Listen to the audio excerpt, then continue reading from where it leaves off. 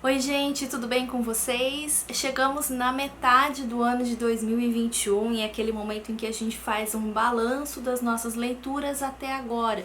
Momento de refletir sobre o que a gente leu, deixou de ler, o que a gente ainda quer ler nesse segundo semestre. E é também aquele momento em que tradicionalmente, respondemos a tag dos 50%. Eu já respondi, acho que nos 2 anos anteriores, eu gosto bastante dessa tag, apesar de ela ter umas perguntinhas assim, um pouco meio fora, na minha opinião, mas ok, né? A gente já tá acostumado que a gente sempre faz uma adaptaçãozinha para poder responder a todas elas. Bom, são 15 perguntinhas então, e a primeira é o melhor livro que leu até agora. E para responder essa, eu não tenho nenhuma dúvida de dizer que é O Som e a Fúria, do William Faulkner. Olha, todos os Faulkners que eu leio acabam ficando sempre ali no top 2, top 3 das melhores leituras do ano. Então, no semestre não teria nenhuma dúvida, né, de que foi ele. E muito provavelmente é um candidato à melhor leitura do ano. Melhor leitura, uma das melhores leituras da vida, com certeza ele já é. Segunda perguntinha, então, a melhor continuação que leu até agora. Para essa aí, eu sempre acabo respondendo que eu não costumo ler muitas séries, não é mesmo? Mas o que acontece é que nesse ano eu estou lendo uma série e eu posso afirmar com certeza que eu poderia estar lendo 10 séries que ainda assim essa aqui seria a melhor continuação de todas, que é A Sombra das Moças em Flor. Esse aqui é o segundo livro da série Em Busca do Tempo Perdido do Proust. Aqui estão os 2 livros, na verdade, nesse mesmo volume, No Caminho de Swan e A Sombra das Moças em Flor. Gente, Proust é uma das coisas mais bonitas que a gente vai ver em toda a literatura. Ouso dizer que sim, é lindíssimo. Terceira perguntinha, algum lançamento do primeiro semestre que não leu, mas quer muito? Bom, quero muito fazer a leitura de Como Ler os Russos, do Irineu Franco Perpétuo. Vou deixar a capinha dele aqui para vocês conhecerem. Já ouvi opiniões excelentes a respeito desse livro e tô bastante curiosa, obviamente, para fazer a leitura. Pretendo adquirir em breve. Quarta pergunta, o livro mais aguardado do segundo semestre, e coincidentemente ele foi lançado nessa semana em que eu estou gravando esse vídeo, que é Contos Completos, do Julio Cortázar. Esse autor é ninguém menos que o responsável por um dos meus contos favoritos, que chama Casa Tomada. Eu estava bastante ansiosa desde quando eu li que ele seria lançado nesse ano e foi lançado agora, como eu comentei. Qual não foi a minha surpresa? Que sim, custa um rim. Então vou ter que esperar um pouquinho aí até baixar esse preço para poder ter finalmente todos os contos do Julio Cortázar aqui pertinho de mim. Quinta perguntinha, o livro que mais te decepcionou este ano? Essa pergunta eu acho tão dramática, tão exagerada até, porque muitas vezes não é o caso de causar decepção. É o caso de que nós vamos com muita expectativa e o livro, muito provavelmente, não nos atende na mesma intensidade. Mas tudo bem, ok. Para responder a essa, eu escolhi 2 livros que coincidentemente me trouxeram a mesma sensação, porque são livros muito queridos para muita gente, são livros muito falados. Um deles há mais tempo, o outro mais recente, que são Olhos d'Água, da Conceição Evaristo, e Torto Arado, do Itamar Vieira Júnior. Não é que eu não tenha gostado, mas é que eu achei a escrita esquematizada demais. Para o meu gosto, eu prefiro uma escrita mais desconstruída. Então, achei perfeitos demais, tive até dificuldade para sentir empatia com essa leitura e prejudicou um pouco a minha percepção, sim. Então fico com Torto Arado e Olhos d'Água como as leituras que eu menos gostei esse ano. Pergunta de número 6, o livro que mais te surpreendeu esse ano? E o livro que mais me surpreendeu foi As Cabeças Trocadas, do Thomas Mann. Do Man eu já tinha feito a leitura de A Morte em Veneza, não gostei, até já comentei sobre isso aqui também, não desisti, resolvi dar uma segunda chance a Thomas Mann, fiz a leitura de Doutor Fausto e foi uma das melhores leituras que eu fiz no ano passado. Depois disso fechei a coleção de Mann por aqui, tudo que tem publicado dele eu já tenho aqui na minha estante e fiz a leitura de As Cabeças Trocadas e qual não foi a minha surpresa de encontrar um cenário completamente diferente de A Morte em Veneza e de Doutor Fausto, que esse é um autor super eclético, né? Muito já se fala, mas realmente foi uma surpresa para mim de que ele trouxesse uma história tão excêntrica e num cenário, como eu disse, completamente diferente. Essa história que se passa na Índia, na verdade, tem um subtítulo, né? Uma lenda indiana, e aqui ele traz um reconto pra gente sobre uma lenda indiana em que dois homens acabam tendo as suas cabeças trocadas por uma mulher e agora esse trio vai precisar lidar com as consequências. Livro curtinho que a gente faz a leitura super rápido, diferente de A Morte em Veneza, né, que a gente leva séculos para terminar aquele livro. Esse aqui é uma leitura que a gente absorve rapidamente e gostei muito. Minha sequência, por enquanto, está Doutor Fausto e As Cabeças Trocadas, mas pretendo muito em breve fazer a leitura de A Montanha Mágica, Os Buddenbrook e por aí vai. Pergunta número 7. Novo autor favorito que lançou o primeiro livro esse semestre ou que eu conheci no primeiro semestre? Então, para responder essa aqui, eu tenho uma lista gigante, porque eu conheci autores incríveis. Estou com uma pilha de livros aqui no colo, vou mostrar rapidinho e a gente finge que eu mostrei um livro só aqui para eu estar burlando essa tag. Mário Puzo, do Poderoso Chefão, outro maravilhoso, Herman Melville, Moby Dick. Conheci também Ovídio, gente, estou encantada por esse poeta. Outro que eu conheci, lindíssimo, Rainer Maria Rilke, gente, que homem incrível para escrever. Isso que eu só li as cartas dele, não cheguei nem nos poemas. Poemas épicos, Hesíodo, Aqui Teogonia e Trabalhos e Dias. Gente, conheci autores incríveis. Cormac McCarthy, do Meridiano de Sangue. Isso só para vocês terem noção de como a minha lista de novos autores favoritos tá grande por aqui. Pergunta número 8, quedinha por personagem fictício mais recente. Essa aqui eu acho tão boba, eu sempre falo sobre isso, né? Mas é uma daquelas que a gente faz uma adaptação também para poder responder. Um Retrato do Artista Quando Jovem, do James Joyce, definitivamente não é uma quedinha por personagem, tá? Porque em Ulisses sabemos que Stephen Dedalus pode passar até 8 meses sem tomar banho, então não queremos uma pessoa dessa próxima da gente, muito menos teríamos uma quedinha por ela. Mas Stephen Dedalus, sim, é um personagem incrível. Em Ulisses nós já tínhamos sido apresentados e aqui eu pude conhecer então uma versão Stephen Dedalus criança, adolescente e jovem, naquele momento em que está em busca do seu autodescobrimento.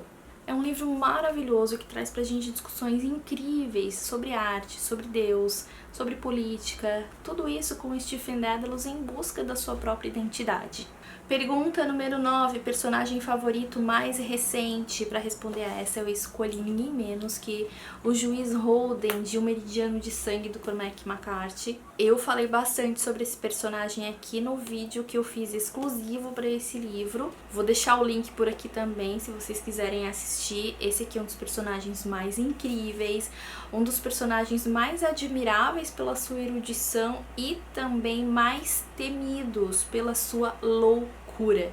O Juiz Holden, que nós não sabemos do que ele é juiz, é uma figura fisicamente muito estranha. Na verdade, é o único personagem que recebe uma descrição aqui nesse livro. Ele é uma figura, um homem muito alto, muito gordo, muito grande, ele é muito branco e não tem nenhum pelo no corpo todo. Isso só para começar a falar sobre as excentricidades que permeiam toda a vida do juiz. Vale muito a pena ler esse livro, nem que seja para conhecer esse personagem. Pergunta número 10, um livro que te fez chorar no primeiro semestre. Essa aqui é outra que eu também sempre preciso fazer adaptação, porque já comentei algumas vezes Eu não choro lendo livros, eu nunca chorei, na verdade, lendo um livro, mas obviamente que eu me sinto tocada, fico emocionada com as histórias. E um dos livros que me provocou emoções esse ano foi Os Meninos da Rua Paulo, do Ferenc Molnar. Também já tem um vídeo exclusivo sobre ele aqui no canal. É um livro muito bonitinho. Originalmente é um infanto-juvenil, mas é o tipo de livro que deveria ser lido por pessoas de todas as idades. Principalmente, eu digo para nós adultos, porque é um livro de onde nós podemos tirar muitas lições preciosas de nobreza, de respeito, de honra e de uma singeleza. Leiam Os Meninos da Rua Paulo, que vocês não vão se arrepender. Pergunta 11, um livro que me deixou feliz, e para responder essa não tenho dúvida que é Cartas a um Jovem Poeta, do Rainer Maria Rilke. Fazia muito tempo que eu não experimentava, que eu experimentei com esse livro aqui. A última vez que isso aconteceu foi com Pedro Páramo, tá? Que é terminar um livro e começar a releitura logo em seguida. Na verdade, como são cartas, assim que eu terminava uma, eu já voltava e fazia a releitura imediatamente. É um dos livros mais bonitos que eu já li, singelo, delicado, em que o Rainer Maria Rilke vai trazer conselhos a um jovem que é aspirante a poeta, mas ele não vai dar conselhos do tipo: a sua poesia não é boa, você tem que ajustar este ponto, tal ponto, melhor isso. Não, não é nada disso. É um livro em que ele ensina esse jovem a vivenciar todos os aspectos da sua vida e da sua juventude, sem pressa, sem ânsias. Aproveitar esse momento para que no ponto certo da sua vida ele possa transformar todas essas experiências em poesia. Olha, é um livrinho assim que é uma coisa que ainda não tem nome. Leiam também, leiam. Pergunta número 12, melhor adaptação cinematográfica de um livro que viu até agora. Bom, eu não tive a experiência de fazer a leitura e logo em seguida assistir ao filme. O que aconteceu é que eu fiz leituras que eu relacionei com filmes que eu já tinha assistido, como por exemplo Jane Eyre. Isso aconteceu também com O Poderoso Chefão, que eu quero assistir novamente depois de ter feito a leitura do livro, só ainda não tive tempo porque é uma empreitada que, né, precisa de um certo cronograma para incluir na agenda da gente os 3 filmes, né? Mas eu tive uma experiência que foi bem interessante. Eu, enquanto lia Moby Dick, assisti a um filme que está na Netflix, não vou me lembrar o nome dele agora, vou deixar a capinha dele se eu encontrar aqui em algum lugar, que tem aquele ator que é o Chris alguma coisa, que faz o Thor. Então, é um filme com esse ator, tá? Em que ele traz uma história paralela a Moby Dick. Aqui nesse livro a gente tem algumas histórias contadas, tá de cabeça para baixo, algumas histórias contadas pelo Ismael pra gente. Aqui nós estamos no Pequod, mas ele vai contar histórias paralelas, como eu disse, de outros navios que tiveram um encontro com a Moby Dick. E numa dessas histórias ele conta sobre o confronto que aqueles homens tiveram com a Moby Dick num outro navio, num outro momento. E o filme retrata essa situação paralela. É como se fosse um recorte aqui dessa história principal. E foi muito interessante assistir aquele filme, porque mesmo que ele não fale a respeito da história principal, ele foi útil para que eu pudesse criar imagens a respeito dessa história. Esse é um livro que traz muitas informações, muitos dados mesmo, ele é riquíssimo e pelo fato de ter muitas informações,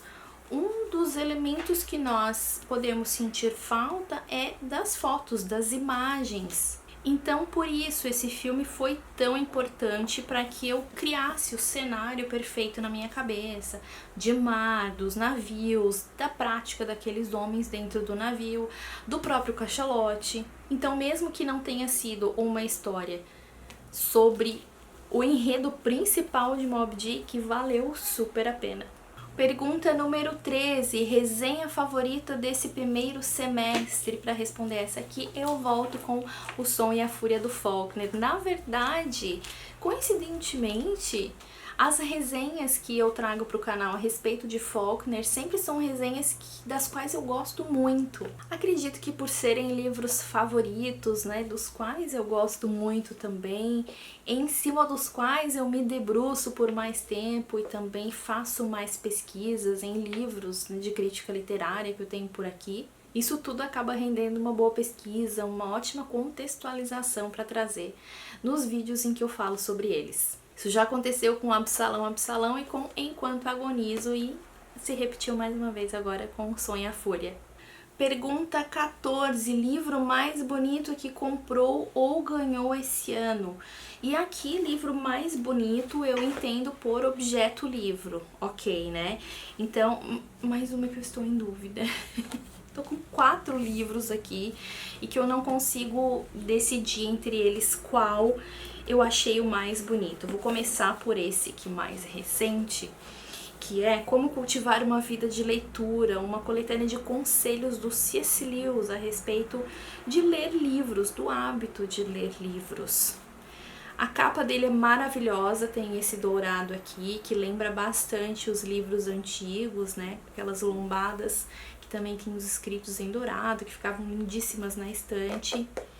Pequenininho, capinha dura, coisa mais linda. Também outro que eu achei muito bonito, que eu não esperava que ele fosse tão bonito assim quando eu comprei, A Fogueira das Vaidades. Na verdade eu tinha muitas intenções em comprar esse livro, porque eu já tinha uma edição de A Fogueira das Vaidades aqui, bem antiguinha, a propósito, e comprei novamente porque eu queria essa nova.